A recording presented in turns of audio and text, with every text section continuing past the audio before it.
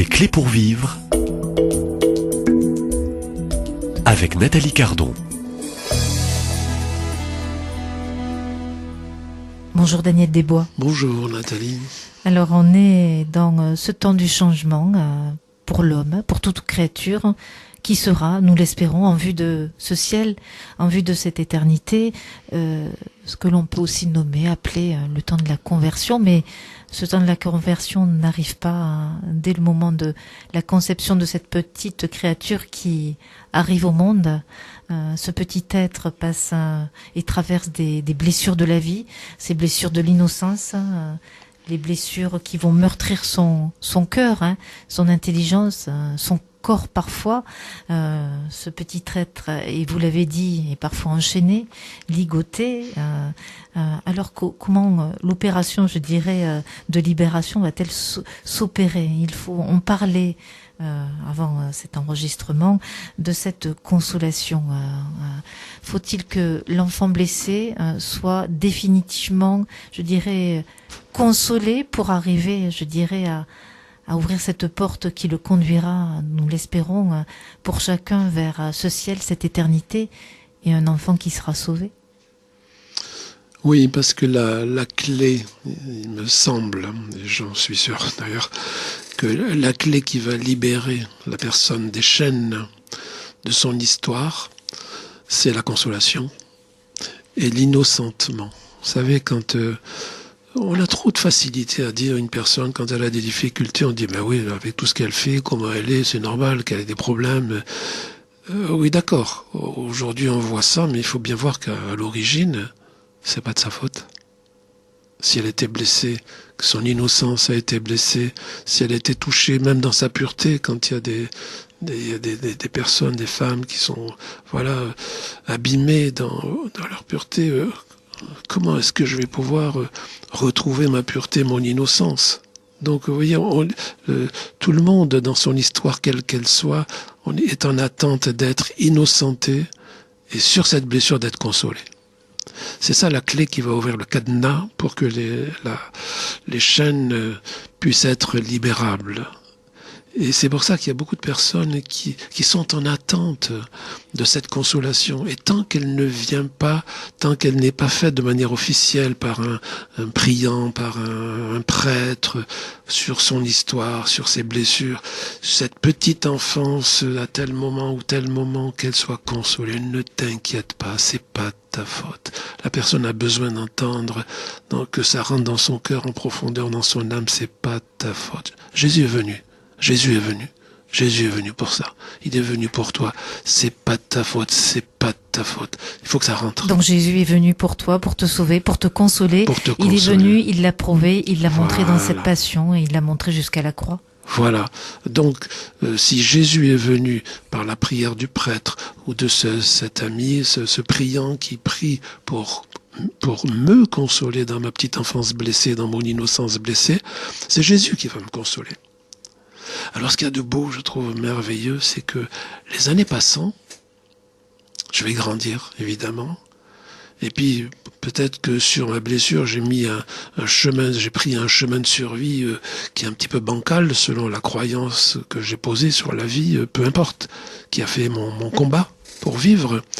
Je me rends compte qu'effectivement, ce qui était valable à une certaine époque, que l'enfant a posé parce qu'il ne pouvait pas poser autrement que ce qu'il a fait, ce qu'il a posé, entraîne aujourd'hui des difficultés.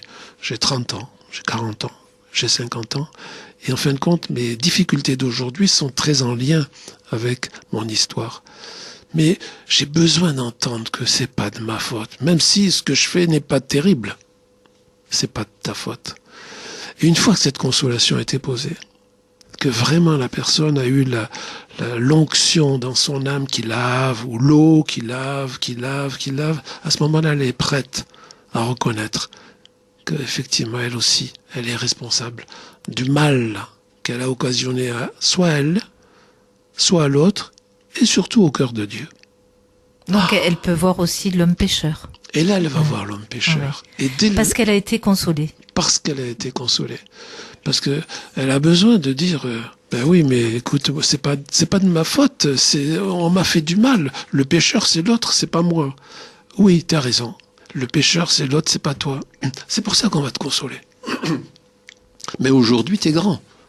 Et le pécheur, c'est toi. Et c'est toi qui es responsable. Donc c'est toi qui, aujourd'hui, va consoler Jésus. Peut-être que tu as des pardons aussi à poser. Même sur toi-même. Demander au Seigneur la grâce de te pardonner, de te faire du tort. La grâce de pardonner à quelqu'un, justement, ton ennemi, celui qui a gâché ta vie. La grâce de pouvoir lui pardonner, c'est fondamental.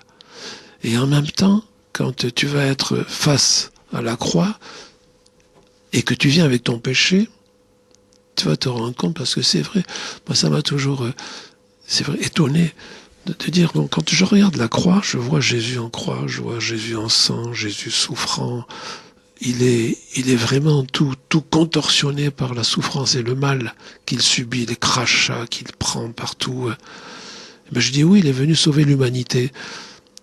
Ben non, il n'est pas venu sauver l'humanité. Il est venu te sauver à toi. Donc quand tu le regardes, c'est pas l'humanité qui lui a fait du tort, c'est toi qui lui a fait du mal. À ce moment-là, si je suis vraiment engagé profondément dans cette compassion avec Jésus, j'ai envie de le consoler. Et c'est lui qui va mettre dans mon cœur, console-moi. Console-moi. Et c'est ce moment qui est précieux où, à mon tour, je vais consoler Jésus, mais je peux me dire, mais comment ça, moi, petit Daniel, petite Yvette, tu vas aller consoler Jésus? Ben oui. Le Seigneur, le Père l'a voulu ainsi.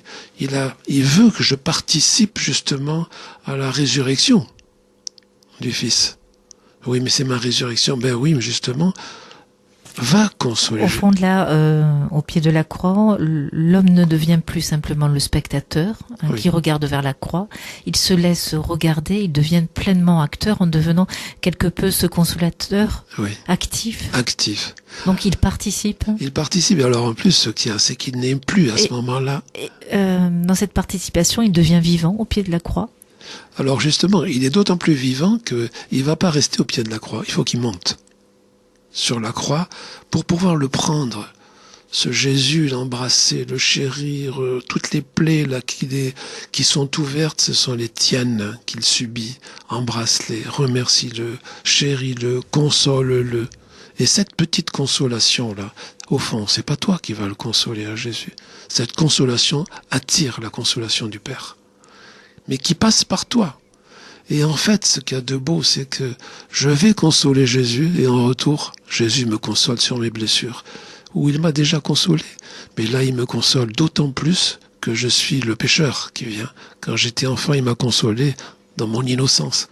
Là, il vient me consoler dans mon état de pécheur, même si j'ai confessé plusieurs fois, X fois, souvent c'est le même péché qui revient, mais là, vous voyez, là, je vois que cette rencontre-là de consolation me met au milieu, dans la Trinité.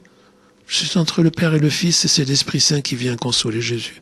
Là, je suis emporté dans ce mouvement-là, mais c'est magnifique.